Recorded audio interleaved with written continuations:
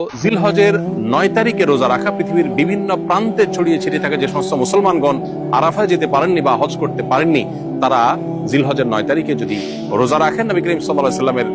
ভাষ্য অনুপাতে 1 বছর পূর্বের এবং 1 বছর অগ্রিম অর্থাৎ পরবর্তী 1 বছর যদি আল্লাহ তাকে বাঁচিয়ে রাখেন, তাহলে সেই বছরের গুনাহ অর্থাৎ সগীরা গুনাহগুলো আল্লাহ তাআলা মাফ করে দিবেন। এজন্য জিলহজের 9 তারিখে বিশেষভাবে নফল রোজা রাখা, এবং অনেক উলামা ইকরাম বলেছেন জিলহজের 1 থেকে 9 তারিখ পর্যন্ত, যেহেতু আমলের দশক, অতএব এই 9 দিনই রোজা রাখাটা বিশেষভাবে নির্দেশিত যদি তৌফিক হয়। 10 নম্বর আমল হলো জিলহজের 10ম তারিখ অর্থাৎ ঈদুল আজহার দিনে সাধ্য অনুযায়ী ঈদুল আজহাকে ঘিরে যে সুন্নাহগুলো আছে সেই সুন্নাহগুলো বিশেষভাবে পালনে সচেষ্ট থাকা। প্রিয় দর্শক, জিলহজের প্রথম 10টি দিন ইবাদতের অত্যন্ত অবহেলিত, অথচ কোরআন এবং হাদিসের দৃষ্টিতে অত্যন্ত তাৎপর্যপূর্ণ মৌসুম বা সিজন। আসুন প্রত্যেকে যার যার জায়গা থেকে এই দশকের তাৎপর্য, গুরুত্ব এবং মাহাত্ম্য সম্পর্কে মানুষের মধ্যে সচেতনতা সৃষ্টি করি,